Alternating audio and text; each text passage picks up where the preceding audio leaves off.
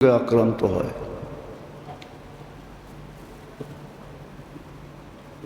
দেহটার আক্রান্ত যেরকম ফুটা ওঠে, মানুষকে ক্লান্ত করে,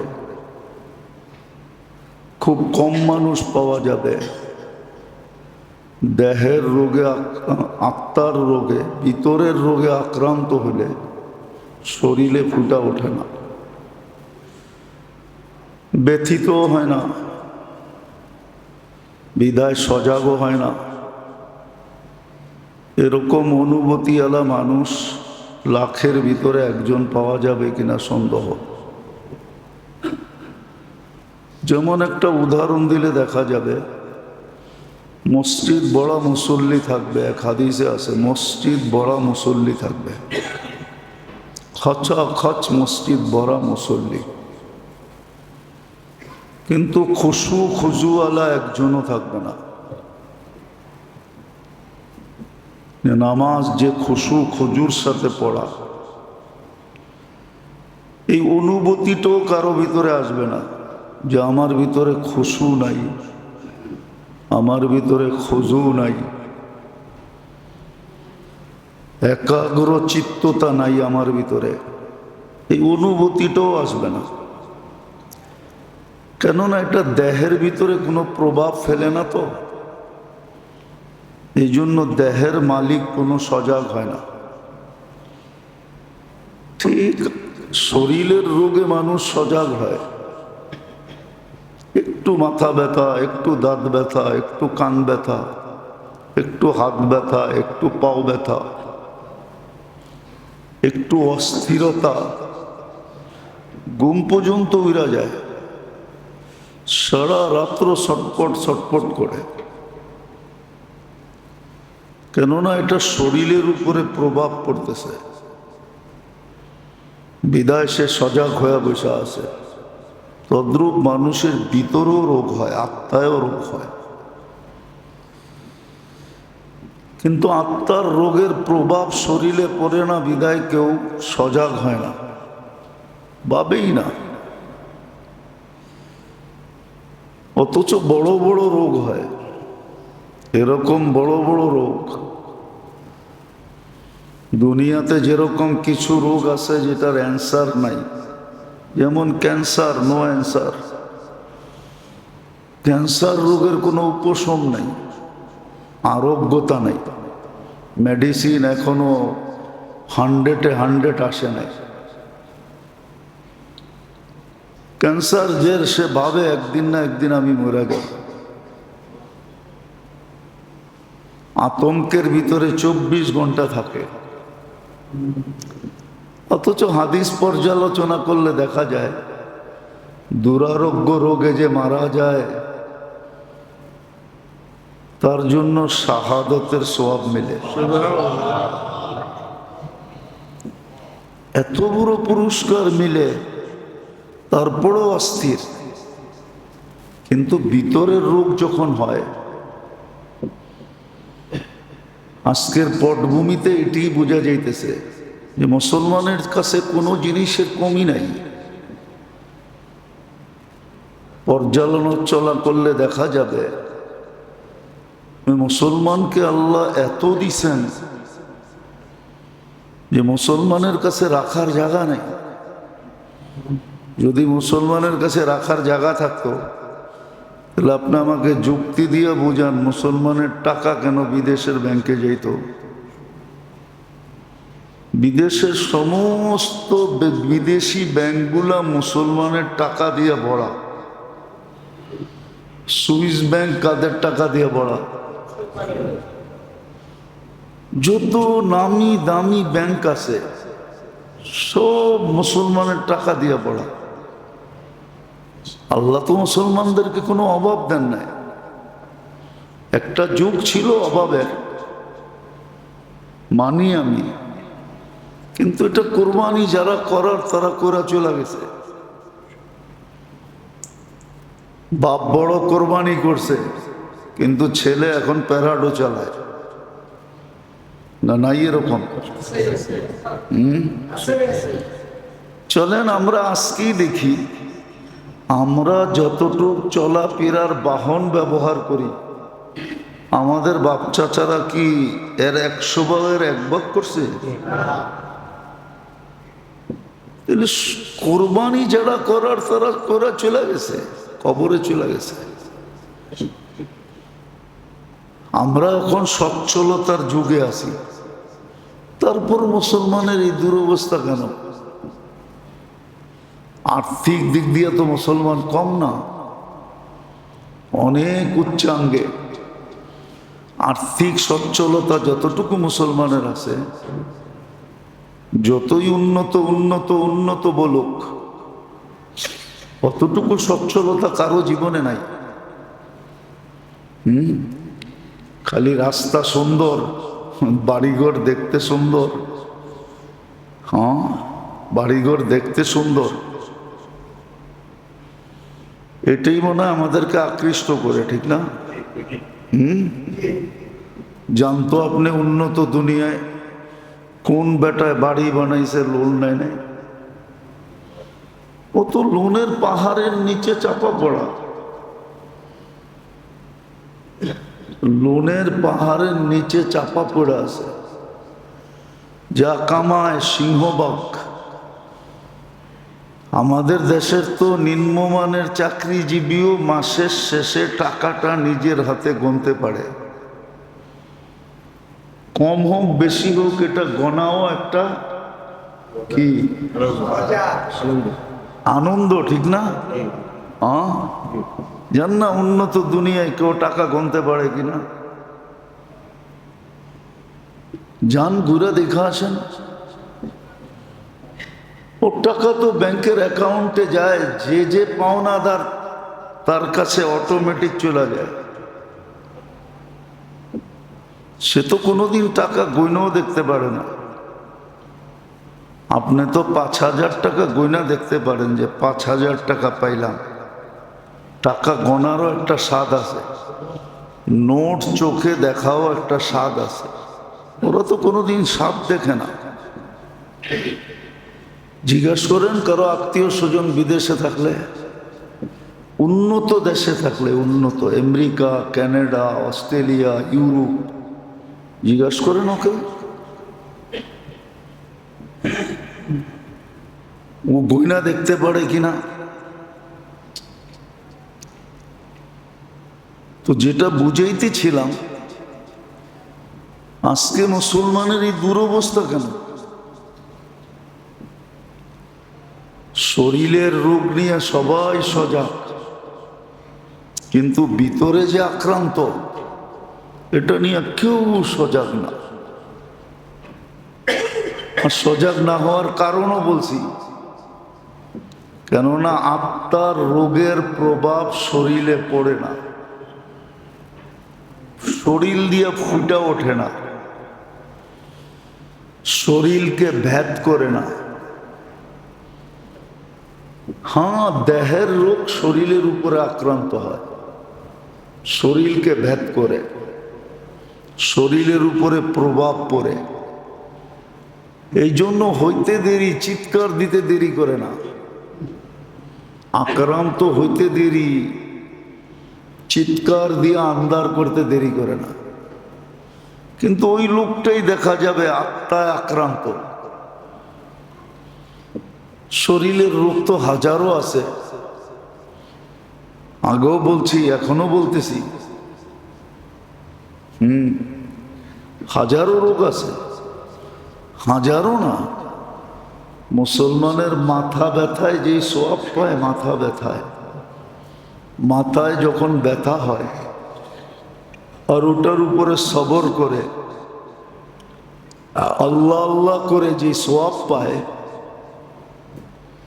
ওই সোয়াব ধরার মতো এই সৌরজগতে জায়গা নেই। হ্যাঁ, সত্য নাই, এই সৌর জগতের ভিতরে জায়গা নেই। কিন্তু তারপরও তো অস্থিরতার কমি নাই। কিন্তু আত্মা যে রোগে আক্রান্ত, দুনিয়ার রোগ তো মানুষকে লাভ হাতে ধরায় দিবে, বেনিফিট পাওয়ায় দিবে। সে লাভবান হবে, সওয়াব পাবে। এই জন্যই তো আল্লাহ রসুল হাসতেছিলেন। জিজ্ঞাসা করছে হাসেন কেন? বলছে তোমাদের অবস্থাকে ভাবতে যেয়ে হাসতেছি। কাঁটা বিঁধলেও তোমরা সওয়াব পাও, কাঁটা বিঁধলেও সওয়াব মেলে। কিন্তু আত্মার রোগে যে আমরা আক্রান্ত, যার কারণেই মুসলমানের এই দুরবস্থা। যে যতই যুক্তি দেখ না কেন, যে যতই যুক্তি দেখ না কেন, যে মুসলমানের কাছে এটা নাই, সেটা নাই, এই নাই, সেই নাই। আমাদের সমাজে একটা কথা মাঝে মাঝে পত্রিকায় লেখে, মিডিয়ায় বলে যে প্রকৃতির সামনে সবাই ধরাশায়ী। বোঝেন? বাংলা বুঝছেন? প্রাকৃতিক দুর্যোগের সামনে সবাই কি, যত বড় শক্তি হোক। আচ্ছা, প্রাকৃতি জিনিসটা কি বলেন তো? এটা আল্লাহর কুদরত। আল্লাহ, এটা কি? আল্লাহর কুদরত। এটার নামই আল্লাহর কুদরত, এটার নামই আল্লাহর শক্তি। যে সাইক্লোন আসতেছে ধায়া, কিন্তু তীর কামান সবই আছে, কিন্তু কারো কাছে করার কোনো ক্ষমতা নেই। সব বেবস হয়ে বসে আছে, ঠিক না? এটাকে প্রাকৃতি বলে, কিন্তু প্রাকৃতি আসলে হলো আল্লাহর শক্তি এবং আল্লাহর কুদরত। আচ্ছা, মাইনা নিলাম এই প্রাকৃতি আমাদের পক্ষে যদি হয়ে যায়, তাহলে আপনার আর কোন অস্ত্রের দরকার বলেন? প্রাকৃতি যদি আপনার পক্ষে হয়ে যায়, আপনার বিরুদ্ধে না যায়, পক্ষে যায়, তাহলে আর কি লাগবে আপনার বলেন? আল্লাহ তো এটাই বলছিল যে আমি তো তোমাদের পক্ষে। মোমেন মুসলমানের পক্ষে আল্লাহ, বিরুদ্ধে না। হ্যাঁ, আমরা বিরুদ্ধে নিয়ে গেছি আমাদের আত্মার রোগের কারণে, কর্মের কারণে আমরা বিরুদ্ধে নিয়ে গেছি, বিরুদ্ধে নিয়ে গেছি। যেমন প্রমাণ দিছেন, ভাবার বিষয়। কিন্তু আবু দারদা রাদিয়াল্লাহু তাআলা আনহু তিন ব্যক্তিকে বলে দিছে আমার বাড়ি জ্বলে নাই, অথচ তিন ব্যক্তি এসে একই কথা বলছে, তোমার বাড়ি জ্বলে গেছে। কেননা পুরো বস্তি যখন জ্বলে গেছে, তো তোমার বাড়ি থাকে কি করে? তোমার বাড়িটাও তো আমাদের বস্তির ভিতরই। কিন্তু চতুর্থ তিনি তিনবারই বলছে আমারটা জ্বলে না। যখন জলাজুলা শেষ, ধোঁয়া সব চলে গেছে, এলাকা পরিষ্কার হয়ে গেছে, তখন দেখছে পুরো বস্তির ভিতরে ওনার বাড়িটাই দাঁড়ায় আছে। তো চতুর্থ ব্যক্তি জিজ্ঞাসা করছে, তুমি এত দৃঢ়তার সাথে কি করে বললা যে তোমার বাড়িটা জ্বলে নাই? বলছে আমি তো দোয়া পড়া বাহির হয়েছি, দোয়ার সাথে তো আল্লাহ আল্লাহর রসুলের অঙ্গীকার ছিল। আমি তোমাদের চোখের দেখাকে মিথ্যা বলতে পারি, তোমাদের দেখাকে মিথ্যা বলা কোনো অসুবিধা নেই, কোনো সমস্যা নেই। তোমরা ভুলও দেখতে পারো, চক্ষু মাঝে মাঝে মানুষকে ভুলও দেখায়, চক্ষু মাঝে মাঝে মানুষকে ভুলও দেখায়, কান মাঝে মাঝে মানুষকে ভুলও শোনায়, জবান মানুষকে মাঝে মাঝে ভুলও বলায়, হাত মানুষের হাত মাঝে মাঝে ভুলও ধরায়, পাও মাঝে মাঝে ভুল দিকেও চালায়, ব্রেন মাঝে মাঝে ভুল জিনিসও চিন্তা করে। সবগুলোর ভিতরে ভুলের সংমিশ্রণ আছে। কিন্তু আল্লাহ আল্লাহ রসুলের কথার সাথে তো ভুলে কোনো সংমিশ্রণ নাই। উনি তো বলছেন এই দোয়া যে সকালবেলা পড়বে সন্ধ্যা পর্যন্ত হঠাৎ বিপদ এখানে আসতেই পারে না। আর আগুন লাগাটা তো হঠাৎ বিপদ ছিল। তা আমি তোমাদের কথা বিশ্বাস করি তো করি কি করে? আল্লাহ যদি প্রমাণ না দিতেন তাইলে না কথা ছিল। প্রমাণ তো আছে, হাজারো প্রমাণ রাখা আছে। তো যেটা বুঝাইতেছিলাম, দেহের অসুস্থতা আমাদেরকে অস্থির করে ফেলে, কিন্তু আমরা যে বিতর্কতভাবে আত্মাগতভাবে অসুস্থ, যেটার কারণেই মুসলমান আজকে এত পিছে, সব থাকা সত্ত্বেও পিছে। আল্লাহ পক্ষে আল্লাহ অঙ্গীকার দেওয়া সত্ত্বেও পিছে, নাইলে মুসলমানের এই দুরবস্থা হবে কেন? যেই দুরবস্থার চিত্র আজকে আমাদের সামনে ফুটে উঠতেছে, যেই দুরবস্থার চিত্র আমাদের সামনে দিন দিন প্রস্ফুটিত হইতেছে। আর এই কথা সত্য। আমাদের একটা প্রবাদ বাক্য আছে, সোজা আঙ্গুলে ঘৃণা উঠলে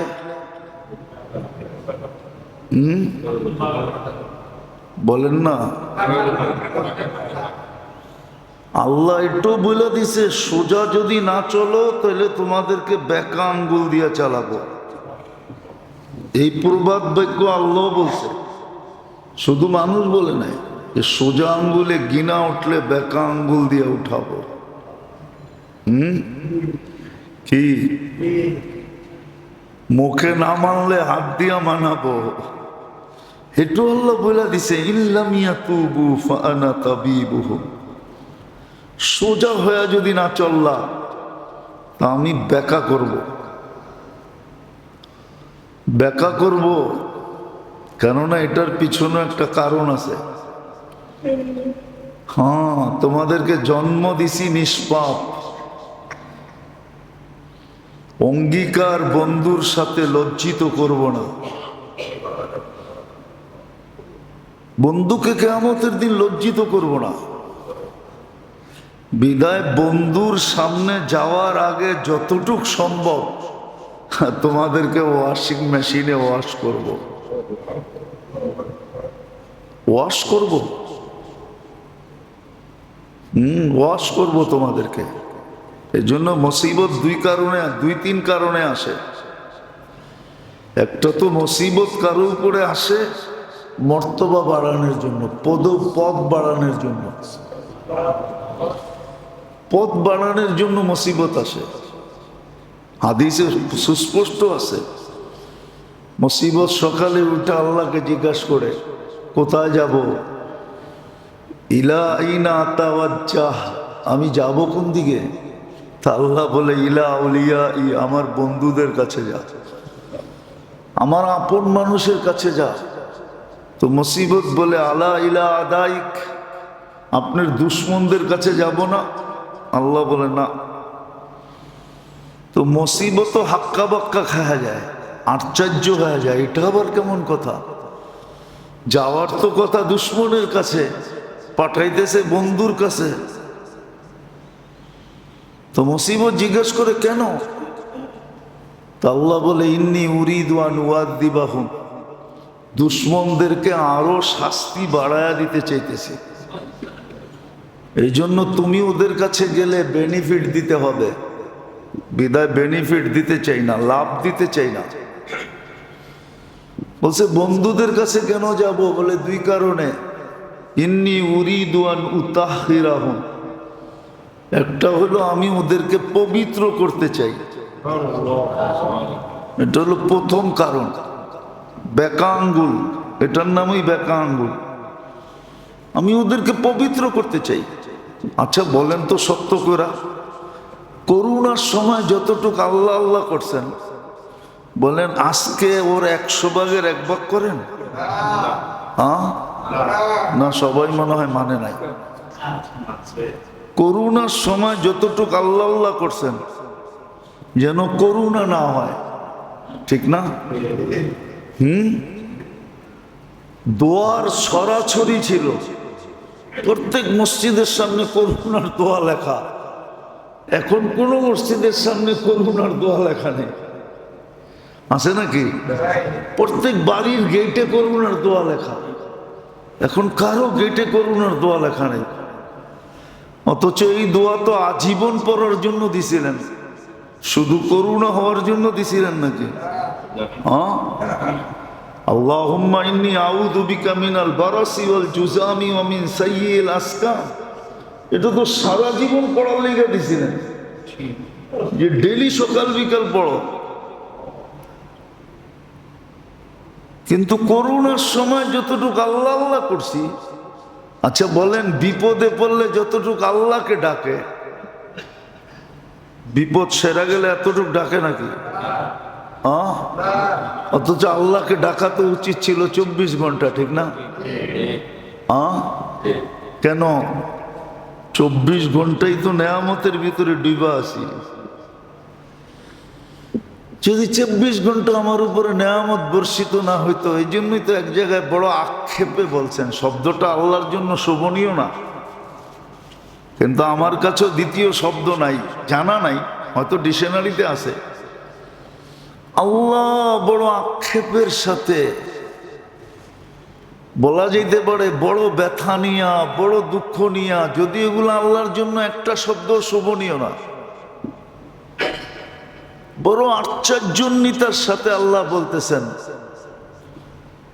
রহমতি ইলাইকা নাজিল, 24 ঘন্টা আমার রহমত তোর উপরে বর্ষিত হইতে থাকে।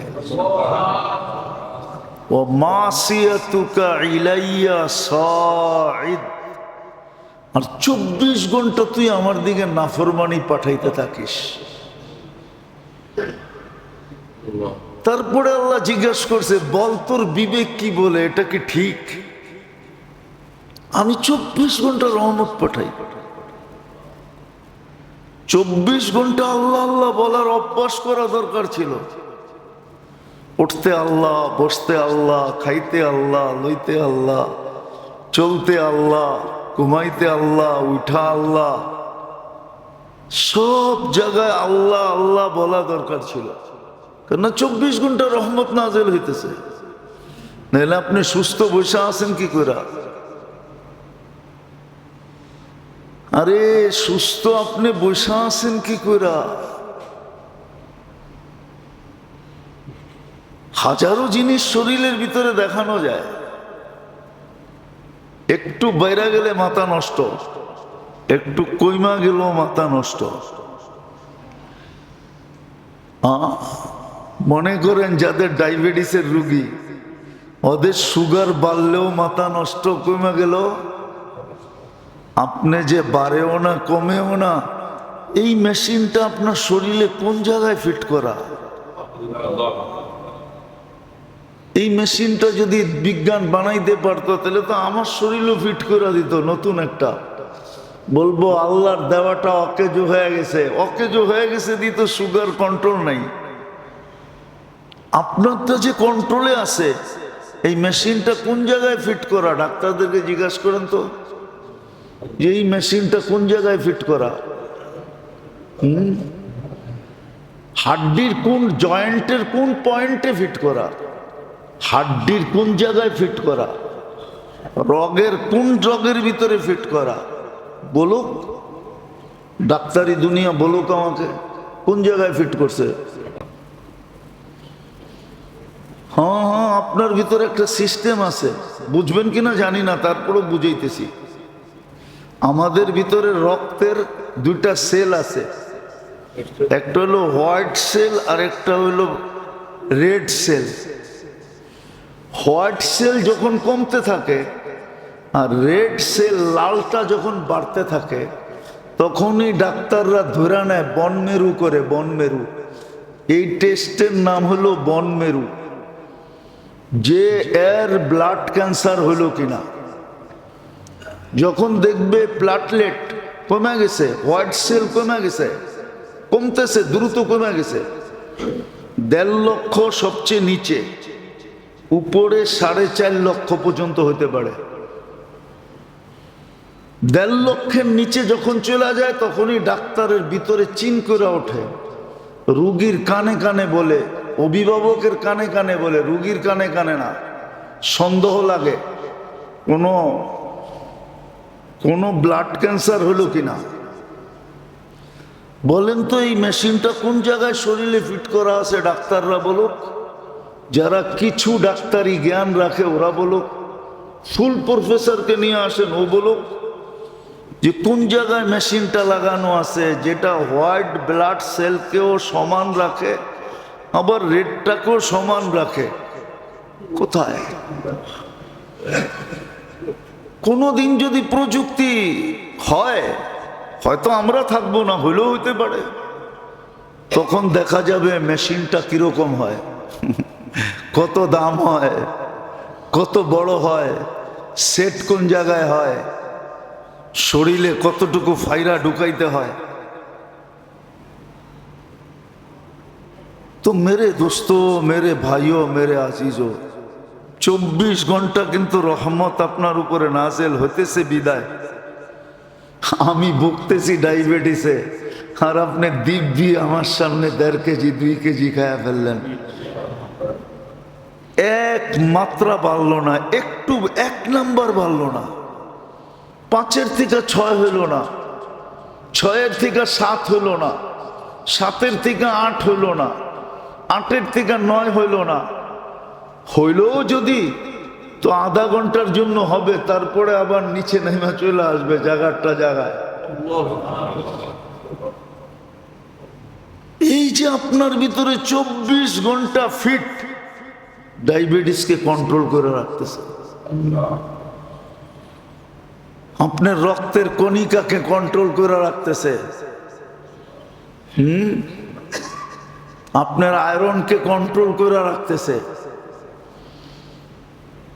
আপনার সল্টকে কন্ট্রোল করে রাখতেছে। প্রেশার নিচে হয়ে গেলে ডাক্তাররা কি বলে?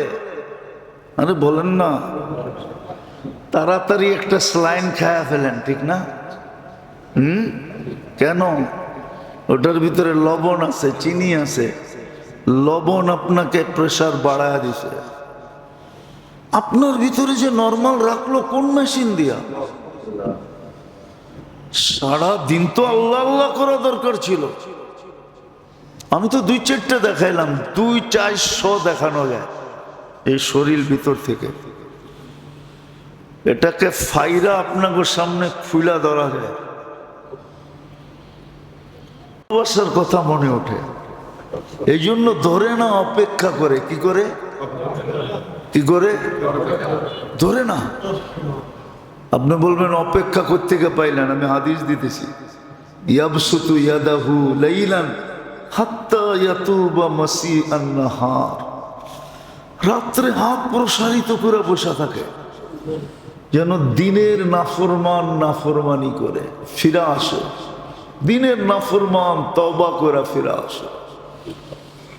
আবার দিনের বেলা হাত প্রসারিত করে বসে থাকে, রাত্রের নাফরমান যেন দিনে আল্লাহর সাথে তওবা করে সন্ধি করে। আবার এই উম্মতের জন্য তো কয়েক হাত আগায় গেছে, এটা তো সবার জন্য ছিল, কিন্তু এই উম্মতের জন্য একটা বিশেষত্ব, রাত্রের কিছু সময় পর্যন্ত অপেক্ষা করেন, যখন দেখে আর কেউ আসে না তখন নিজেই নাইমা চলে আসেন আর ডাকতে শুরু করেন যে দেখি ডাইকা ডাইকা কিছু পাই কিনা। আপনারা মনে হয় হাইওয়েতে যান টান না, ঠিক না? যান কি বাসে উঠেই ঘুমায় যান, ঠিক না? চোখ টোক খোলা থাকে। দিনের বেলা দেখবেন ফ্ল্যাগ লয়া কিছু লোক রাস্তার পাশের দিকে ডাকে, হোটেলের সামনের দিকে কি করতে থাকে, আর রাত্রে দেখবেন টর্চ লাইট দিয়ে ডাকতে থাকে।